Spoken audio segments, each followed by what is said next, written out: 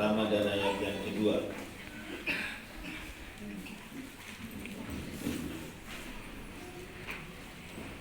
Saya mohon bagi semua kita, kalau masih ada yang mau ke kamar mandi atau mungkin sebentar keluar, saya izinkan. Daripada nanti kita mau masuk dalam hadirat Tuhan, kita mau menyembah Tuhan, ada yang jalan kemana, ada yang jalan ke kita, tidak diberkati Tuhan. Silakan. Jangan pada saat saya khotbah nanti saudara keliuran, kurang bagus.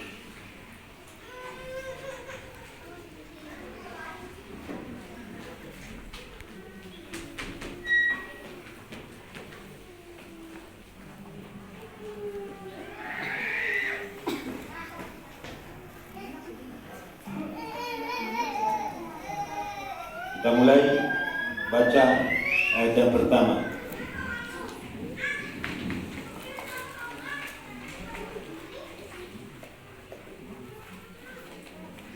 Ayub mencabut perkataannya dan menyesalkan diri. Maka jawab Ayub kepada Tuhan, "Aku tahu bahwa Engkau sanggup melakukan segala sesuatu dan tidak ada rencanamu yang gagal." Puji Tuhan. Haleluya.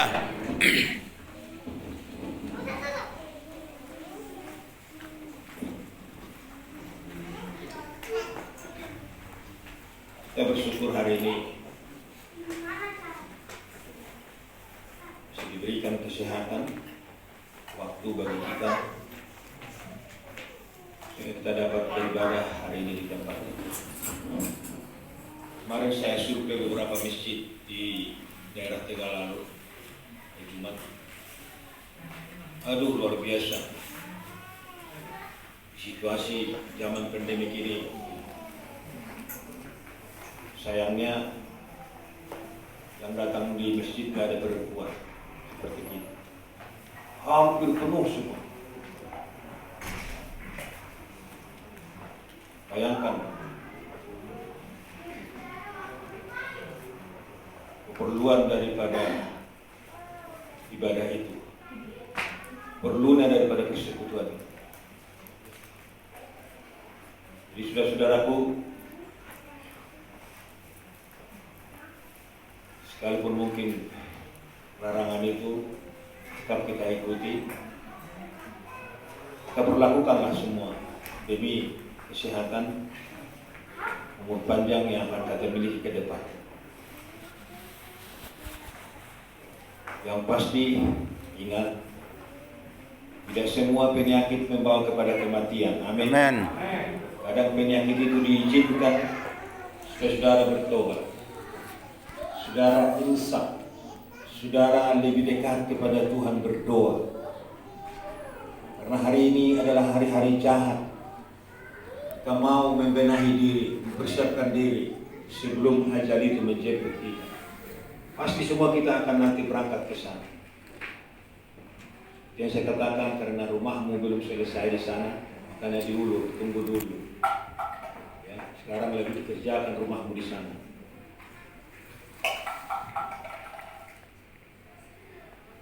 Saudara,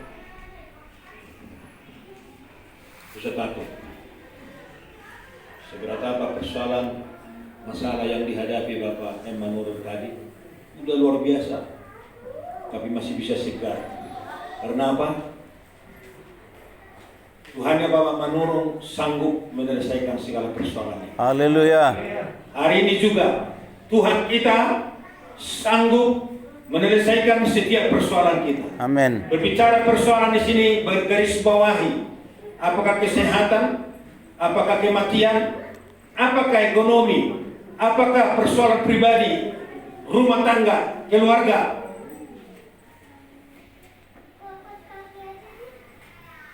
Asal saudara libatkan itu kepada Tuhan, saudara serahkan itu ke pundak Tuhan, pasti Dia akan mengambil alih. Amin. Tidak diizinkan saudara memikul hook yang tidak bisa saudara pikul. Selain daripada Tuhan akan ambil alih. Daku papor satu tuho auga na subuhi, tuho komo. justru di pakosato Tuhan itu nabo itu hukum. Itu kelebihan Tuhan kita daripada Tuhan-Tuhan yang ada di dalam dunia ini. Maka siang hari ini saudara, tetap saya ingatkan bahwa arah khotbah saya meyakinkan imanmu supaya berkualitas, bermutu dan berbobot pada saat saudara diperhadapkan kepada persoalan. Haleluya. Haleluya. Sedikit saya ceritakan tentang kehidupan daripada Ayub. Kalau saudara baca pasal yang pertama itu dan diakhiri sampai pasal yang 42 kitab Ayub ini. Ayub adalah seorang manusia yang jujur dan takut kepada Allah. Dia seorang jujur, saleh dan takut kepada Allah. Bahkan di kitab lain disoroti dia seorang yang paling kaya raya di Israel, saudara.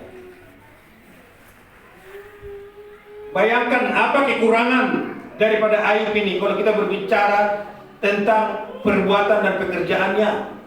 Saya baca di situ waktu remaja pun Allah bergaul dengan dia. Bayangkan, sangat disukai Allah keremajahan daripada Ayub.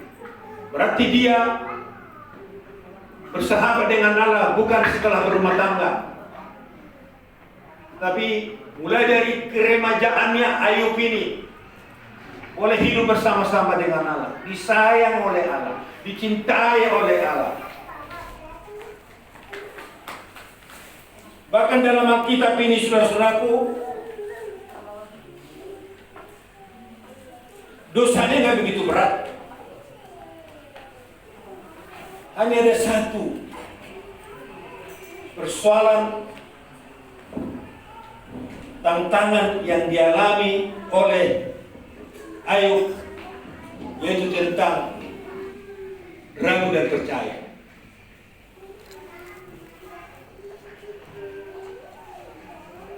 Namun demikian, dia menyesali kelemahan dan kekurangan itu di hadapan Allah.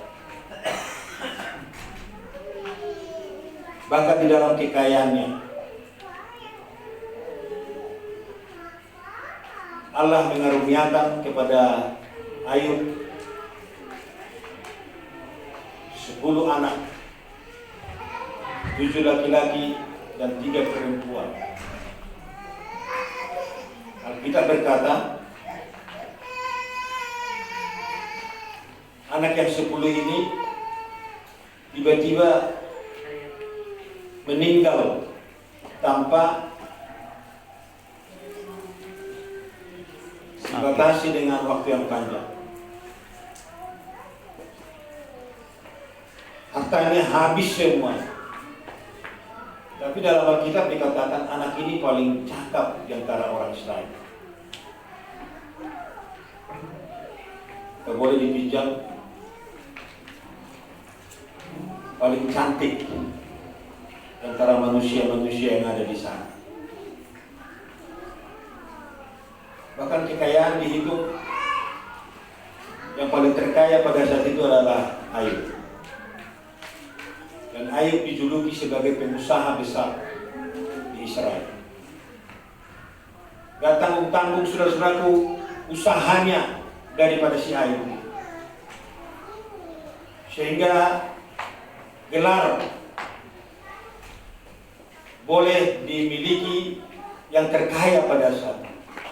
Dihitung kambingnya, lembunya, sapinya, untanya, semuanya.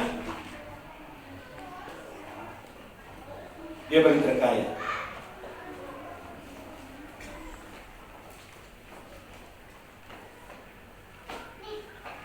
Namun demikian,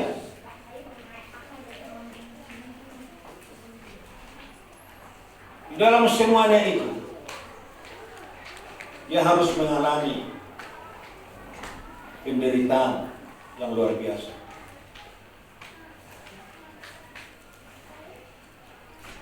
Anaknya anaknya meninggal, utangnya habis, dia harus menderita sakit. Saking parahnya penyakit yang dialami, kebetulan pada saat itu rumah sakit menolak dia. Kalau Bapak menurut tadi masih ada rumah sakit yang menerima di Palu. Tapi Ayub, semua rumah sakit menolak. Satu pun rumah sakit tidak ada yang menerima, membuka pintu untuk Ayub untuk dia dirawat. Karena dia mengalami penyakit kusta yang mematikan. Mulai, Alkitab berkata, mulai dari telapak kaki sampai ke ujung rambut semua busuk. Bayangkan busuk. Bicara bahasa busuk itu pasti sudah ada harum, wangi atau harum yang bau. Coba saudara punya tubuh bernanah seminggu. Coba pecahkan itu. Jilat. Ya. Cium. Harum apa bau? Siapa yang bisa jawab? Oh, berarti nggak pernah. Saya sering itu. Masa nggak jilat sama saya ini? Aduh, makanya saya tahu bahwa nanah itu bau. Rumah sakit semuanya menolak daripada Ayub, bayangkan. Gak ada yang membuka pintu. Semua rumah sakit tertutup untuk dia. Jadi dia mengambil keputusan. Dia harus tidur di atas debu. Layaknya seorang manusia yang sakit duduk atau tertidur di atas debu. Sambil dia menggaruk-garuk dia punya kustanya dengan pecahan-pecahan beling. Karena menggatal, saking gatal sakit. Aduh, luar biasa. Saya bayangkan bagaimana sakitnya si Ayub pada saat itu.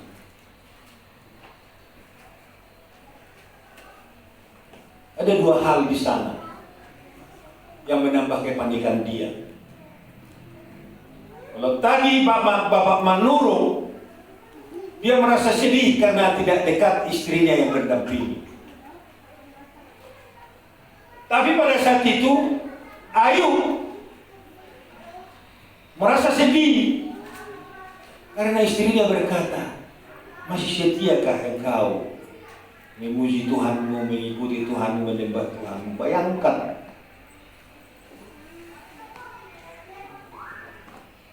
Membuat bertambah panik pemikiran daripada si Ayub pada saat terjadi peristiwa itu.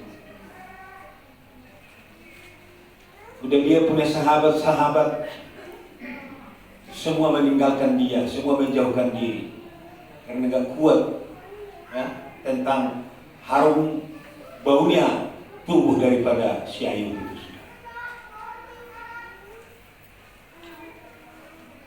Jadi itu boleh dipahami. Kenapa suka sahabat-sahabat kita menjauhkan diri dari kita? Karena kita bau. Tapi jangan terlalu berpikir saya bau nanah, saya bau busuk, atau saya bau bau apa itu namanya yang di pohon itu.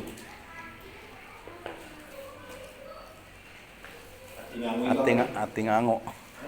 Bahasa ngango itu. Lagi sangit. Kita udah tahu bau, kita cium. Aman ya? Karena kita nggak cium, kita nggak tahu itu paling sangit. Persoalannya, kenapa kita dijauhi oleh orang? Karena kita bau busuk. Sadar tidak sadar, sering sahabat-sahabat kita menjauh dari kita karena kita bau.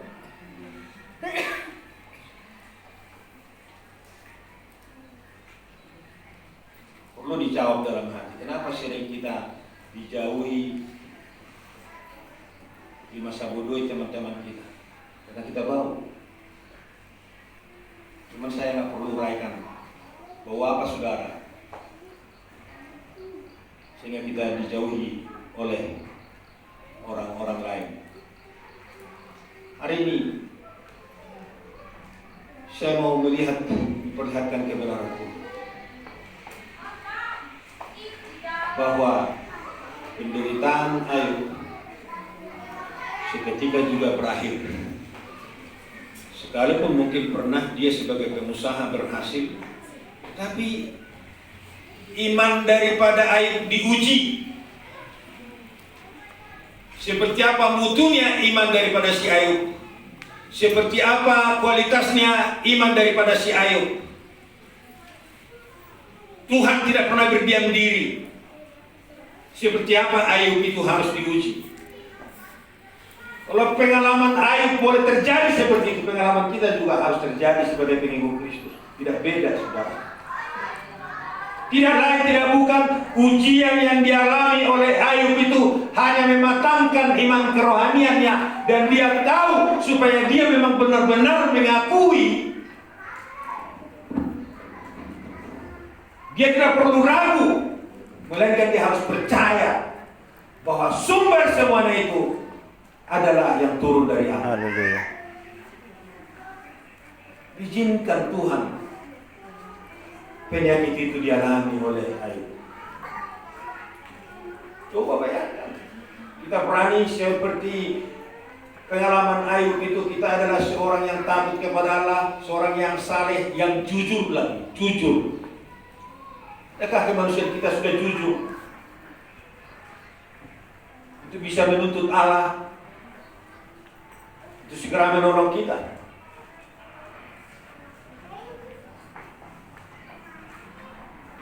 Sampai-sampai sahabat-sahabat Ayub itu berkata, Ayub, akui dosamu, seperti dipaksa. Coba, seseorang dipaksa untuk mengakui dosanya, belum tentu dia mau. Apalagi dia benar berdosa. Ayub gak ada dosa. Saya perhatikan ini dosanya Ayub sebenarnya ya, cetek, nggak begitu. Harus dosa itu membawa hukuman kepada dia. Jadi saya katakan, pelanggaran Ayub hanya antara ragu dan percaya. Hanya di situ aja, saudara-saudara. Gak ada yang fatal, berzina, mencuri, gak ada. Coba baca-baca di situ. Tapi Alkitab berkata, iman kerohanian daripada Ayub itu diuji. Bahasa diuji sini ujian. Ibarat anak sekolah supaya naik kelas.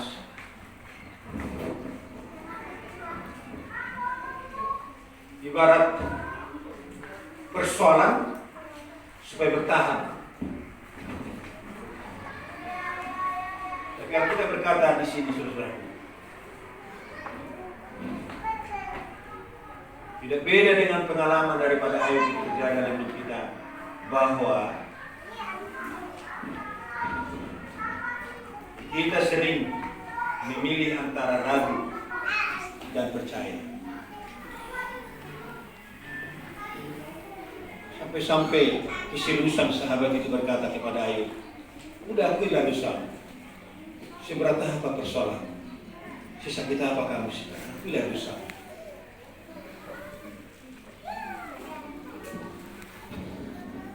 Bahkan sahabat-sahabat ini saudara-saudara seperti pahlawan kesiangan, membujuk daripada Ayub supaya dia memang benar-benar mengakui dosanya di hadapan Allah.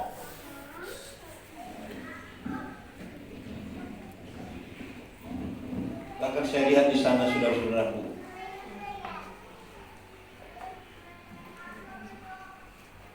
sekalipun pada akhirnya Ayub bertobat, tetapi dia hanya boleh memperbaiki sedikit dia punya pelanggaran, sedikit dia punya kesalahan di hadapan Allah. Dan dosa yang dilakukan Ayub itu dosa yang fatal, enggak ada. Hanya karena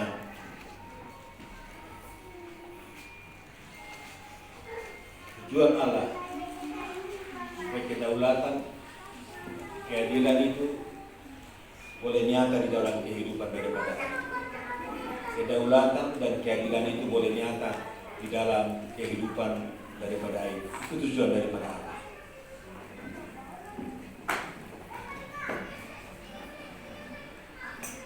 Artinya sekali-sekali itu supaya disadarkan, jangan sampai meragukan kedaulatan dan keadilan daripada Allah di dalam hidupnya. Demikian Ayub sadar, dia menyesali. Ayub menyesali sikapnya dan mengakui bahwa kekuasaan Allah itulah membuat dia ada. Kekuasaan Allah itulah membuat dia memiliki anak. Kekuasaan Allah itulah membuat dia kaya. Kekuasaan Allah itulah membuat dia boleh dikenal oleh orang lain. Jadi luar biasa saudaraku, bahwa kita mengakui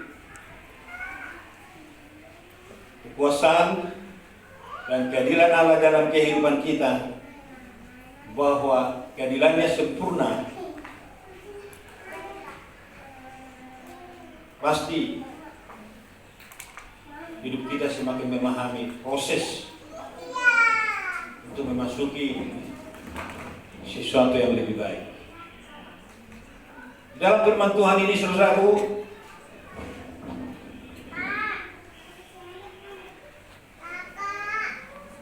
kalau seandainya seperti Ayub ini kita lakukan setiap hari, yang seharusnya Tuhan mau bertanya kepada kita, seharusnya kita mau bertanya kepada Allah, Allah akan menjawab kepada kita dengan sesuatu pertanyaan yang agak kasar, yang agak vokal, dan yang agak memaksakan Allah itu supaya kita diberkati. Itu yang tidak dikehendaki oleh Allah, saudara-saudara. Kenapa Tuhan tidak mengkehendaki? Bila kita seperti bertanya,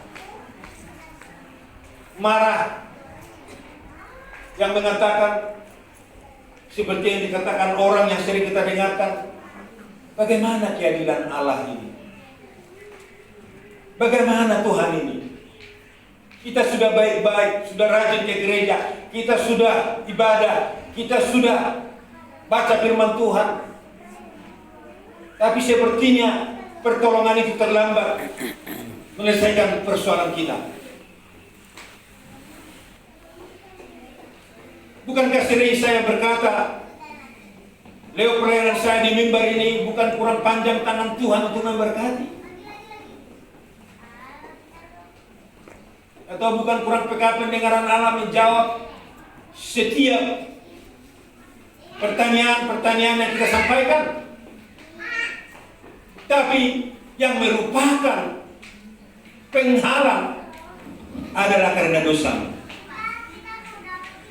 Penghambat adalah karena dosamu.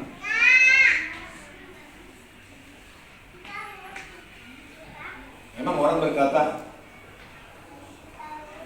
mencuri ayam dan mencuri kerbau namanya sama namanya pencuri. Dan hukumannya juga sama, saudara-saudara. Namanya mencuri, mau curi ayam, mau curi kerbau, mau curi emas, sebenarnya sama aja, saudara-saudara, hukumannya. Ini menjadi persoalan. Itu semuanya harus menjadi dosa.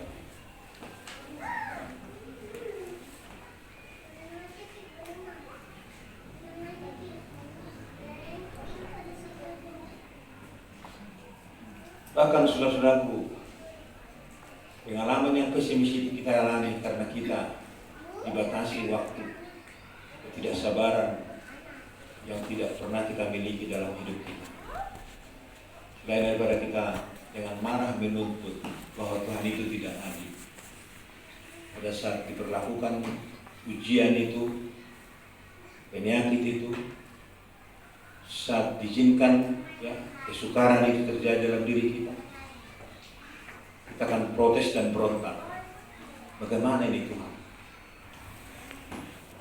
Apakah Kau buta melihat kasih sayang, melihat keadaan saya, dan melihat kehidupan saya seperti ini. Sudah bayangkan. Ada satu pujian, tindakan yang diperlakukan oleh Ayub. Walaupun dia datang menyesali dan menyesali, bagaimana dia sepertinya judul ayat yang di sini dikatakan Ayub mencabut perkataannya dan menyesalkan diri.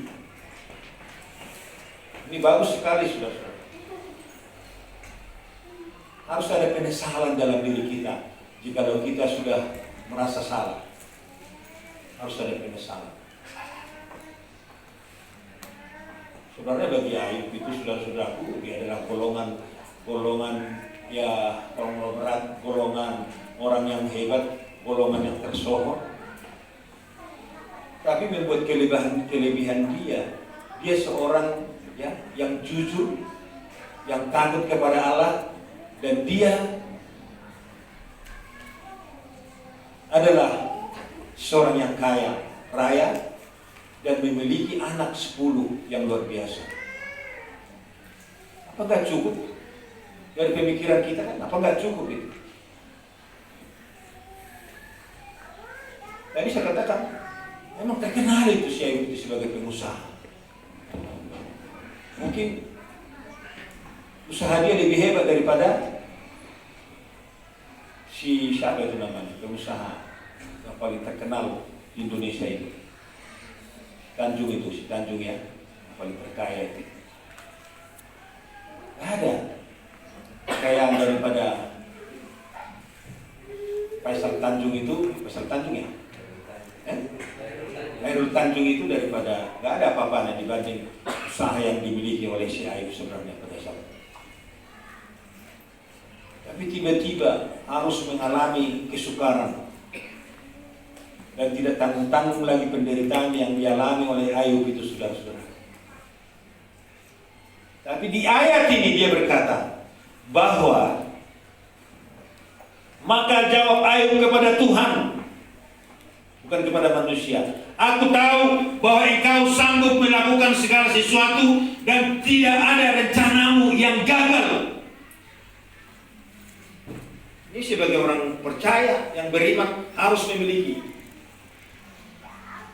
dan memahami perkataan ini. Bahkan perlu kita baca dulu di dalam ayat yang mengantar Ayub 38 ayat 1-2.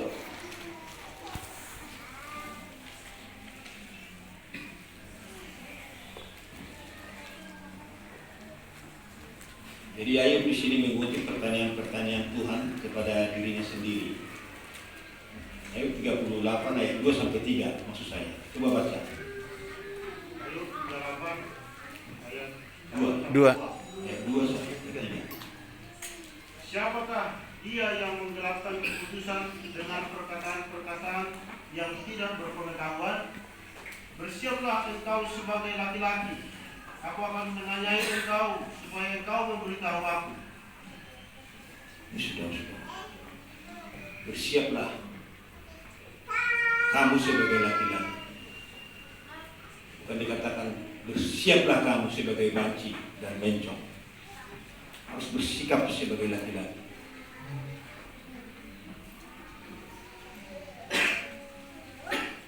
Lalu mungkin laki-laki itu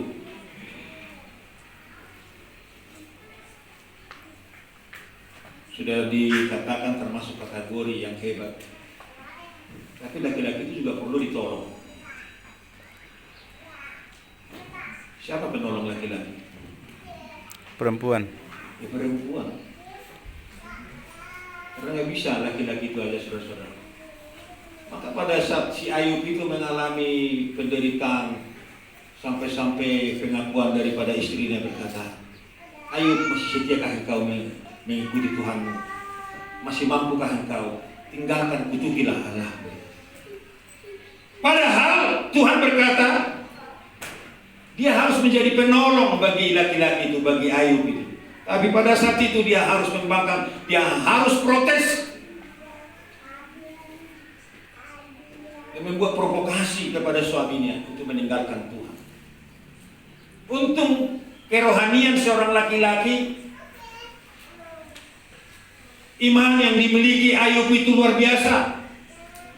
Sekalipun penderitaan yang dialami itu mungkin dia tergeletak di atas tanah, di atas debu yang menyelimuti hidupnya, tetapi dia masih punya prinsip, punya pendirian untuk bisa bertahan bahwa Allah sanggup memulihkan kegagalannya, Allah sanggup membela hidupnya yang sudah memasuki zona kematian. Ini gak tanggung-tanggung Bapak Ibu.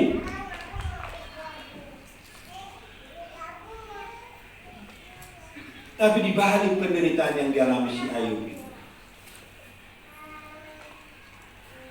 kita mencatat Ayub boleh dipulihkan, tubuhnya seperti bayi yang baru lahir, segar bugar, dan Ayub masih mendapatkan anak daripada istrinya 10 lagi lebih cantik daripada yang pertama, dan tidak ditambah tidak dikurang, hanya perbedaannya lebih cantik daripada yang pertama itu. Tetap dia memiliki 7 laki-laki, 3 perempuan, tapi dia lebih cantik. Yang dilahirkan istrinya setelah anak yang 10 pertama itu meninggal. Bayangkan saudara-saudara, sampai 20 anak dilahirkan istrinya. Yang tidak mungkin bagi manusia, mungkin bagi Allah. Itulah sesuatu peristiwa yang harus kita imani dalam kehidupan kita, bahwa apa yang dikatakan oleh Ayub di sini, maka jawab Ayub kepada Tuhan, aku tahu bahwa Engkau sanggup melakukan segala sesuatu dan tidak ada rencanamu yang gagal. Haleluya. Adakah kita pernah berbicara dalam kehidupan kita sebagai orang Kristen bahwa kegagalan-kegagalan yang kita alami itu adalah memulai dari awal? Artinya jangan saudara berpikir bahwa kegagalanmu itu akhir segala sesuatu. Tapi buktikan kegagalanmu yang pertama itu mengawali segala sesuatu, bahwa hari besok lebih baik daripada hari ini. Haleluya. Haleluya. Maka saya mau sampaikan pesan khotbah saya di minggu ini, saudara-saudaraku.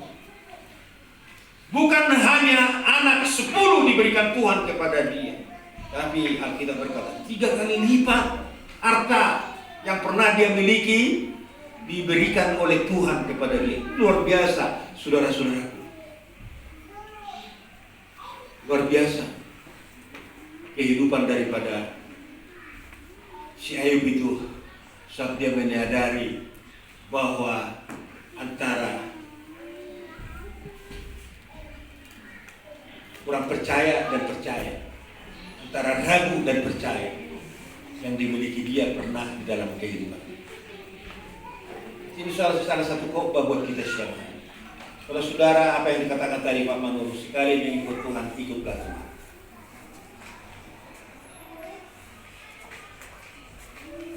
Selamat datang Bapak Huta Galung, Inang Boy Simanjuta, ya. Dengarkan kesaksian Bapak Manur ini. Bapaknya HKBP, tapi nggak harus mempengaruhi anaknya untuk memilih kerohanian di mana bertumbuh imannya. Dan itulah yang harus kita teladani dalam kehidupan kita. Saya katakan sama Pak Si Huta Galung di sini. Saya menyampaikan sepatah 2 kata saat kami berbincang-bincang. Amang Huta Galung, memang kau masih hidup. Jangan terlalu terfokus tentang organisasi, jangan terlalu terfokus tentang gereja, jangan terlalu terfokus agama. Benar, kita sebagai agama Kristen perlu, tapi jangan terlalu terfokus dengan gereja. Ada banyak orang memiliki gereja yang besar. Yang besar hanya gerejanya, imannya hampa, kosong. Sekarang di mana iman kita itu bertumbuh? Di mana kita merasa Tuhan itu dekat dalam hidup kita? Carilah Tuhan itu selagi Ia berkenan ditemui. Carilah Tuhan itu maka kamu akan hidup. Amin. Carilah lebih dahulu kerajaan Allah maka sekalian akan ditambahkan kepadamu. Saudara-saudara, kalau kita terfokus daripada Pak Sogi, waduh saya HKBP, saya Katolik, mungkin kita akan terdampar seperti ikan paus yang mati di tepi pantai, saudara-saudara, tidak mempunyai pengharapan.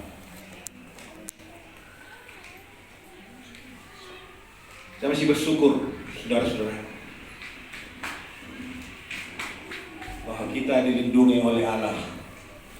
Allah itu adalah Yesus yang sanggup membela, yang sanggup memelihara, dan yang sanggup menuntun kita di setiap waktu. Perhatikan Ayub ini, nggak tanggung-tanggung. Seperti apa kegagalannya, seperti apa keterpurukan ekonominya, seperti apa keterpurukan HGB di hasil maunya, dia percaya bahwa kegagalan-kegagalan yang pernah dia alami, Tuhan mampu bela dia, Tuhan mampu selesaikan persoalannya dia, Tuhan mampu memperhitungkan yang lebih baik lagi dalam hidupnya, sehingga dia bangga memiliki Allah, dia bangga memiliki Yesus Kristus yang mungkin harus layak disembah, harus layak dipuji. Maka di dalam ayat ini, saudara-saudaraku, tidak tanggung-tanggung bagaimana tadi dikatakan oleh Ayub bahwa di pasal yang 38 itu, saudara-saudara, memang benar-benar dikatakan di sana Ayub mengutip pertanyaan-pertanyaan Tuhan sebelumnya. Seperti apa dia di hadapan Tuhan? Artinya dia tidak merasa dia sudah sempurna, masih ada kekurangan, masih ada kelemahan. Semua kita punya kelemahan, punya kekurangan. Mari kita sadari, saudaraku, kita harus jujur dan terbuka menghadapi Allah. Karena jahat kita datang di gereja ini hanya kita boleh menghadapi Allah. Kalau saudara katakan, saya katakan dari depan puji Tuhan, saudara katakan haleluya, itu membuktikan salah satu kejujuran kita, keterbukaan kita di hadapan Allah, bahwa kita sudah berjumpa dengan Dia. Haleluya. Artinya jangan sampai kita pulang dari tempat ini sebelum kita berjumpa dengan Dia. Haleluya. Maka saya harapkan saat berdoa itu, manfaatkan saudara berdoa dengan melipat tangan, mau berteriak, mau bisik-bisik, mau bersungut-sungut, apa yang saudara ungkapkan kepada Tuhan saat saudara ada di tempat itu, sampaikan. Jangan sia-siakan saudara datang di sini pakum, pulang pakum, gak bisa begitu, saudara-saudara. Dan inilah kesaksian daripada Bapak Manurung itu. Disinilah kita nanti dirubah hidup itu. Keterpurukan yang kita bawa dari rumah ke tempat ini akan digantikan keterpurukan jadi keberhasilan, di mana ada kebahagiaan, sukacita. Pulang dari tempat ini ke tempat kita masing-masing dibuktikan karena kita sudah berjumpa dengan Allah. Haleluya. Saya mau katakan hari ini, berbahagialah orang yang suci hatinya, karena mereka akan melihat Allah. Haleluya. Tubuh daripada si Ayub itu busuk, tapi hatinya masih bersih sehingga dia bisa berjumpa dengan Allah. Amin. Bayangkan, tidak seberapa persoalan daripada Bapak Manurung tadi dibawa dibanding persoalan daripada Ayub. Coba, anaknya tiba-tiba hilang semuanya, hartanya tiba-tiba hilang semuanya. Bahkan juga saudara-saudaraku, istrinya berkata, masih setiakah kau mengikut Tuhan? Sepertinya semua mau meninggalkan daripada Ayub, termasuk sahabat-sahabatnya, termasuk teman-temannya, termasuk kawan-kawan setiap hari yang mungkin pernah sama-sama ngopi, pernah sama-sama bercanda, pernah sama-sama ngumpul-ngumpul, tapi semua menjauhkan diri. Saya nggak tahu berapa lama si Ayub itu boleh tergeletak di atas bibir. Saya tidak bisa bayangkan itu. Tapi Alkitab berkata, akhir penderitaan, artinya penderitaan yang dialami oleh Ayub itu ada akhirnya, artinya berakhir, bahwa Tuhan memulihkan. Haleluya. Maka ada ayat yang lain yang berkata seperti itu. Kalaupun Tuhan yang melukai, kembali Tuhan akan membalut. Amin. Itulah firman Tuhan. Jadi sepertinya dilukai si Ayub itu. Hanya bedanya dia berbuat dosa. Dia lari dari kenyataannya. Dia tidak tersinggung perkataan istri. Dan dia tidak berpikir, tunggu, nanti saya akan menikah lagi, saya akan ceraikan kamu. Begitu kejamnya kamu. Tapi ada perkataan luar biasa daripada Ayub itu berkata, Ayub mengucap syukurlah. Bukankah kita sudah pernah diberkati berlimpah? Jika kamu siap memasuki berkat, harus siap memasuki juga penderitaan. Ini saudara, tekad daripada si Ayub. Jangan tawar hati, jangan putus asa, itu maksud. Karena jikalau kita pergi kepada pencipta, pasti apa saja yang kita rindukan, pasti diciptakan segala kebutuhan kita. Amin. Maka siang hari ini saudara-saudara, dia yang melukai, pasti kembali dia akan membalik. Akan dilukai. Mungkin ya karena ekonomi kita, ya karena penyakit di dalam tubuh kita seperti dilukai. Tapi ingat bahwa penyakit itu diizinkan hanya satu syarat. Bagaimana Ayub itu pulih, harus seperti itu kita saudara pulih. Bahwa penyakit yang datang kepada kita bukan membawa kita kepada kematian. Justru penyakit itu meyakinkan kita, meneguhkan kita bahwa dia adalah dokter di atas segala dokter, Tuhan di atas segala Tuhan, yang berhak memberikan kehidupan panjang umur kepada manusia itu. Dia berhak akan kematian, dia berhak juga akan kehidupan. Maka saudara-saudaraku, percayalah, seperti apapun kehidupanmu, firman Tuhan mengatakan di sini bahwa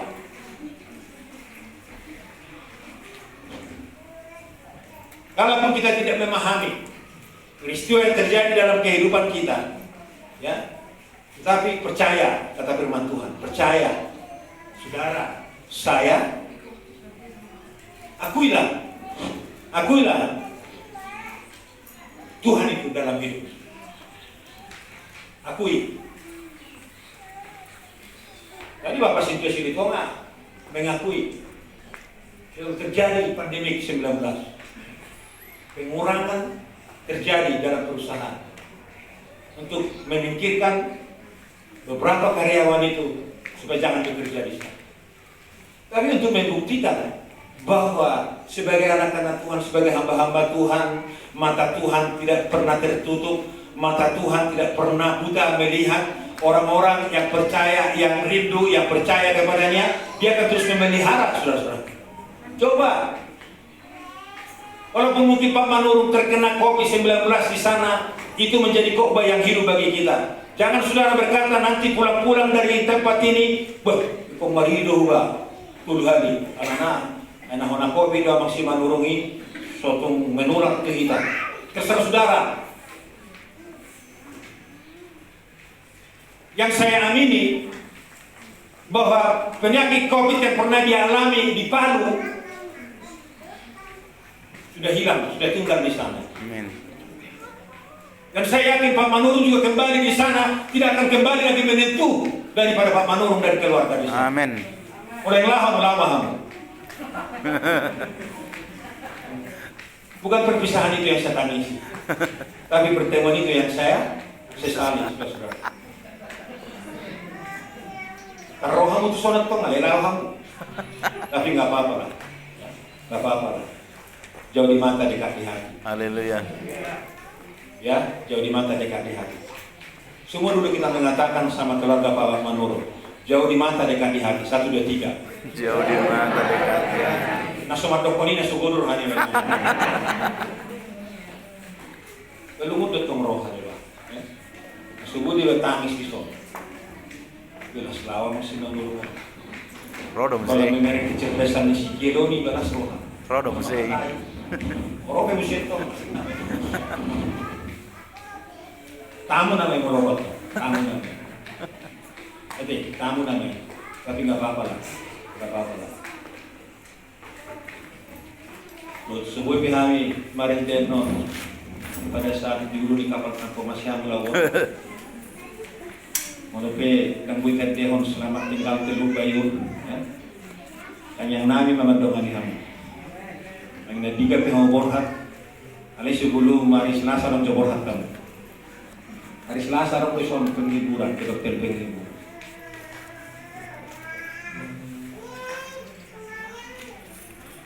Sang nama dokon amang si manurung edukannya begitu patah tidak, tapi itulah kehidupan kita. Kalau memang Bapak manurung di sini beberapa bulan yang lalu saat penyakit itu menimpa tubuhnya, kita akan besuk di sana paling sedikit perwakilan. Atau kalaupun mungkin Pak manurung dekat di sini saat katakanlah orang tuanya dipanggil Tuhan, kita juga sudah pergi ke sana untuk penghiburan. Tapi hatop adong nyaduna leleng adong penai mana, datanglah di hari Selasa ini kita sama-sama di gereja ini menyampaikan kata-kata penghiburan kepada keluarga ini, sehingga sebagaimana pemulihan itu sudah terjadi, bahwa ada rencana Tuhan di dalam apa yang kita imani sekarang, bahwa hari besok lebih baik. Kalaupun mereka mungkin tinggal berjauhan dengan kita, tapi namanya kehidupan Pentakosta, itulah kelebihan Pentakosta ini, bahwa ada kasih sayang, ada kasih itu yang menutupi kelemahan, ada kasih itu yang menutupi setiap persoalan, ada kasih itu menutupi setiap permasalahan, saudara-saudara. Kalau bukan itu, bukan Pentakosta. Daftarkan gerejamu, gereja yang lain. Kalau saudara tidak mau bersahabat dengan berpikir positif, dengan berpikir yang baik di dalam kehidupanmu, untuk memulai kegagalanmu, untuk memulai keterpurukanmu, untuk menyesali kekuranganmu, untuk lebih baik hari besok. Kalau tetap saudara bertahan, coba bayangkan si Ayub itu, kalaupun dia tidak memiliki kekurangan dosa yang fatal, tapi dia mau menyesali. Dan disitulah kelebihan si Ayub itu di hadapan Tuhan. Dan Allah memberikan jempol kepada Ayub. Maka Ayub itu diberkati luar biasa. Haleluya. Tapi kalau saudara nggak mau menyesali kelemahan kekuranganmu, dan merasa saudara angkuh, merasa hebat, dan merasa saudara ya tidak ada tandingannya, ingat, hidupmu tinggal menunggu kuburan. Ingat itu, saya dari dekat. Tapi kita harus bisa menyesali di atas penderitaan kita sekarang. Sesalilah dosa itu, sesalilah pelanggaran itu, sesalilah kelemahan itu. Itulah kelebihan Pentakosta. Dan itulah kelebihan kita mau berjumpa dengan Tuhan siang hari. Kita mau berdoa bersama-sama.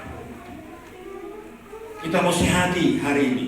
Di mana saudara-saudaraku, ya, saya mengajak kita, akuilah Tuhan Allahmu di dalam segala tindak tandukmu.